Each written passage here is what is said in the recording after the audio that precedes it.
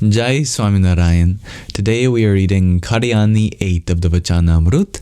This passage is titled the Sagun and Nirgun forms of God. Sagun refers to with qualities and Nirgun refers to without qualities.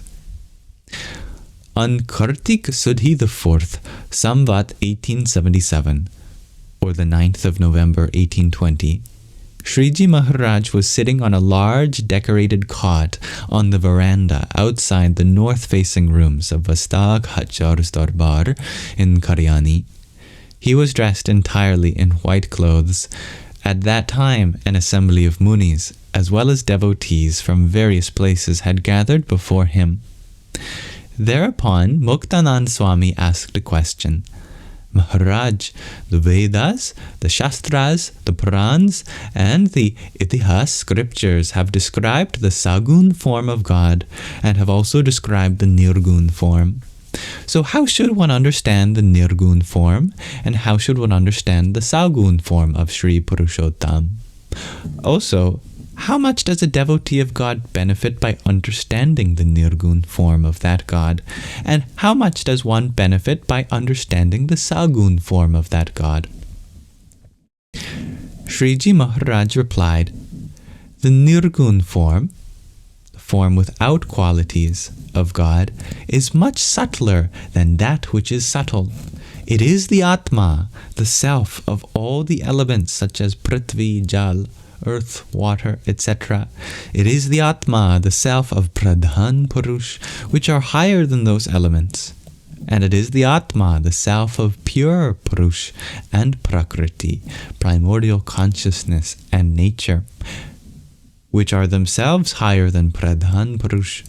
It is the Atma, the self of even Akshar, who is higher than them. All of these constitute the Sharir, the body of God. Just as the Jiva, the soul, is subtler, purer, and greater, and of greater luminosity than the body, in the same manner, compared to all of the other entities, God is much more subtle, pure, unaffected, and luminous.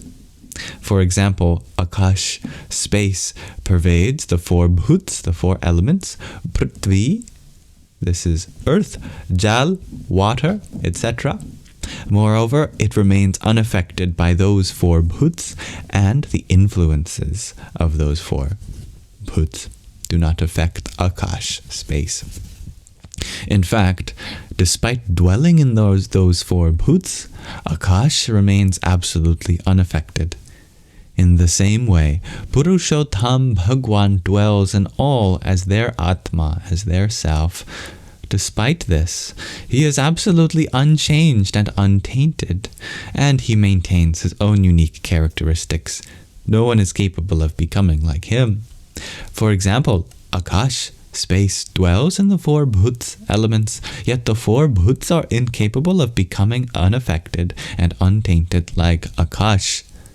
Similarly, Purushottam Bhagwan is the Atma, the self of all, yet no one up to and including Akshar is capable of becoming as powerful as Purushottam Bhagwan.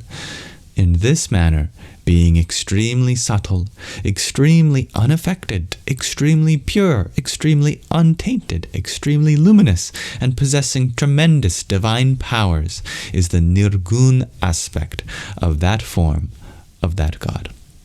For example, if Mount Girnar were to be placed next to Mount Lokalok, it would appear extremely small.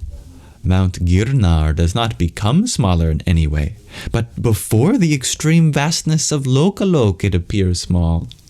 In the same manner, before the vastness of Purushottam Bhagwan, countless millions of Brahmans, universes, are encircled by the 8 barriers, appear extremely minute, like mere atoms. Those Brahmans do not become smaller, but before the vastness of God they appear small. In this way, the extreme vastness of the form of God is the Sagun, the form with qualities in their aspects of God. Then someone may doubt, In his Nirgun form, in his form without qualities, God is subtler than the extremely subtle, and in his Sagun form, he is more vast than the extremely vast. What, then, is the nature of the original form of God, who assumes both of these forms? The answer to that is that the manifest form of God visible in a human form is the eternal and original form of God. His Nirgun and Sagun aspects are the special divine powers of that form. For example, Sri Krishna Bhagwan and Arjuna sat in a chariot and went to retrieve the son of the Brahmin. After crossing Mount Lokalok, they reached the darkness of Maya, of material existence. Sri Krishna pierced that Maya using his Sudarshan Chakra, a little spinning wheel. Then, reaching the light of Brahman, which transcends that Maya, that material existence, he retrieved the son of the Brahmin from the Bhuma Purush who resides there. In that situation, the chariot and horses were mayic, material and physical, but through contact with Sri Krishna Bhagwan, they became extremely subtle and like Chaitanya, pure awareness. Thereby they reached the Nirgun Brahmadham of God. In this way, to impart subtlety to physical objects is the Nirgun aspect of Sri Krishna Bhagwan's form. Furthermore, that same Sri Krishna Bhagwan showed the whole Brahmand, including the 8 berries which encircle it, in his own mouth to his mother, Yashodaji. To Arjun, he also revealed the Vishwarup form in his own form. At that time, with the exception of Arjuna, others saw the form of God as being 3.5 arms in height. Moreover, when God assumed the avatar, the descension of Vaman, he initially gave darshan in the form of a dwarf. After he made Bali relinquish as much land as could be covered in 3 footsteps, he increased the size of his own form to such an extent that 1 footstep alone covered the 7 patals, the lower realms, with his own body covering the entire sky.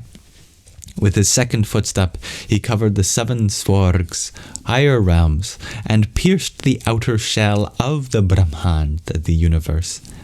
King Bali saw this vast form of God, but others only saw the dwarf form assumed by God, exactly as it was visible. In this way, God's vastness, which is even more vast than the extremely vast, is the Sagun aspect of God's form, the form with qualities. For example, the sky is cloudless during winter and summer, but when monsoon arrives, it becomes overcast with innumerable clusters of clouds.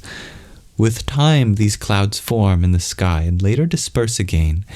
In the same way, by his own will, God reveals his divine powers from himself in their Nirgun and Sagun aspects, and also withdraws them back within himself.